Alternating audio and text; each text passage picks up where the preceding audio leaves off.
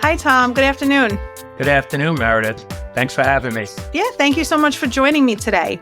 Can you give us a little bit of background on yourself and your company? Well, I'm the owner of Patriot Group. We're a full-service revenue cycle company.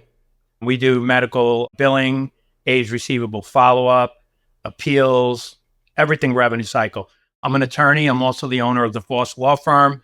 Our firm focuses on healthcare, particularly audits against practices. We basically fight with insurance companies all day in the medical world, a medical claim world. I'm also a former Marine, and I've been doing this far too long, to be honest with you, over 30 years.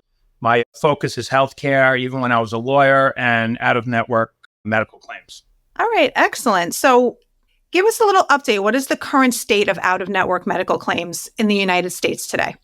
All right. Unfortunately, the last 3 years, you've seen a decline in revenue if you're an out-of-network provider. Significant decline in revenue, which makes our job all the more difficult, to be honest with you. However, it's still very, very profitable to be out-of-network. And hopefully we'll talk a little bit about that today. So the state is you're seeing a decline in revenue and an uptick in audits by insurance companies and their special investigation units against out-of-network medical providers. That's where we are right now. And that's why this presentation, this discussion is so important. Yeah, that's actually kind of scary too, right? Walk us through it. How does one create an effective and proven out-of-network workflow to ensure maximum out-of-network reimbursement? Is it even possible? Yeah, well, let me tell you why medical providers that are out-of-network fail. First of all, they use in-network billing companies that are familiar with in-network protocols, and those billing companies cannot possibly be effective. Many times, if they're doing in-network billing, their in-network billers don't really understand the complexities of out-of-network. The good news is, although it's very labor-intensive, it's not that difficult. The first thing is the vetting process. It's extremely important to vet out-of-network claims. Why is that, you might ask? Well, in-network, you're dealing with deductibles of $100 to $500. Office visits are just copays, $20 to $30, maybe $50, and very small co-insurance is 10 or 20%. Out-of-network, it's not uncommon to have an out-of-network deductible in the $10,000 range, 50% co-insurance. Those type of plans are what we call phantom coverage. You think, or the provider thinks that, hey, I got out-of-network coverage here, but you really don't. Because with a $25,000 deductible and a 50% co-insurance and a plan that allows at a Medicare rate, you're never going to get paid. So the vetting process is very important.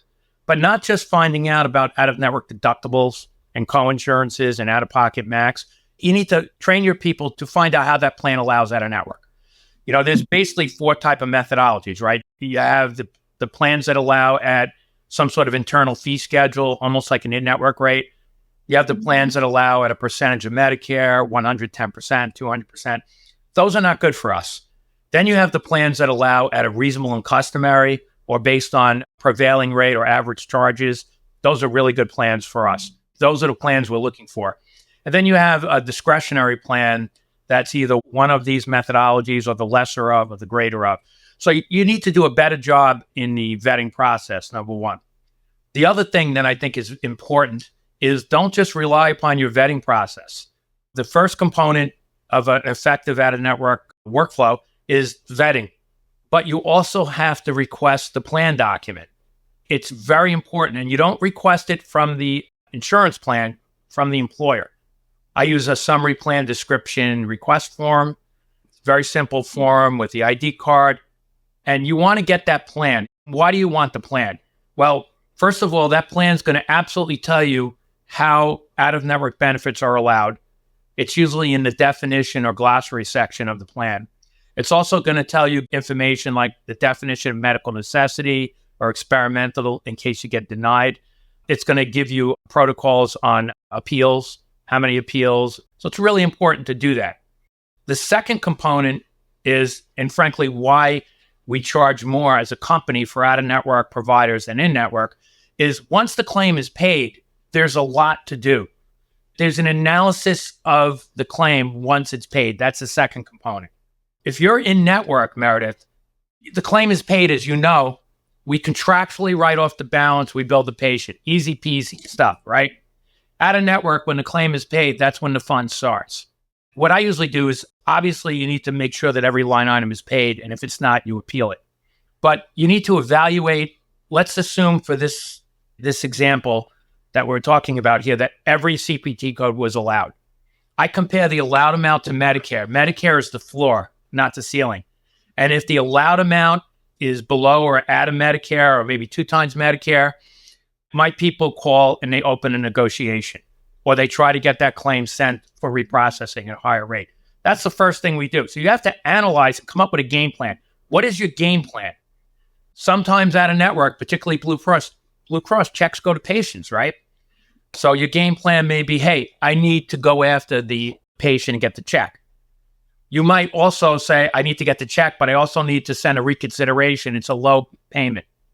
And by the way, one claim is denied for inclusive that shouldn't be. You could have 3 or 4 game plans on one claim. That's what most providers don't understand. That's why out-of-network is so difficult. You're fighting to get the right rate. 9 times out of 10, they're not going to pay you the right rate on the first EOB, as you know, Meredith. They're not going to dig. You have to fight them. You have to appeal them. And then, so we talked about vetting, how important it is, getting the plan document. We talked about coming up with a game plan once the claim is paid, doing reconsiderations, appeals, opening negotiations with the likes of MultiPlan and Mars and whatnot. The third thing is actually once you get the plan, that's when you can finally determine how that plan truly allows. Don't take the insurance company's word for it. Many times they tell me a plan is 110% of Medicare, and I find out it's a reasonable and customary plan. And you're going to need that plan to do an effective appeal. There's a lot of steps in out-of-network. I do think if you're aggressive, obviously, Meredith, you need to be aggressive because checks are going to patients sometimes. Your follow-up should be more aggressive. Maybe at 10 days, not 20 days like in-network. But you should be able to get payment at the same rate time period as an in-network if you're aggressive. The other thing about out-of-network that's really important is, unlike in-network where you have to get every claim paid and there's a lot of volume, and the payments are low, you get 2 UCR claims paid out of 10 at 60, 70% of charges. It'll take you probably 30 in-network claims to recover that kind of revenue. That's why out-of-network is so important. It's still very profitable. That's excellent. So just backtracking for a minute to how the plans allow, right? So we know the Medicare plans are not necessarily ideal. So how would a provider kind of seek out those good UCR and RNC plans, in your opinion? Is there a way to do it to really kind of hone in on those particular types of plans? That's a good question. You have to develop a database of plans. Like right now, I have 4,000 plans all across the country. I have them on a spreadsheet. When I send out a claim, I'm always requesting the plan document from the employer, not the insurance company, right?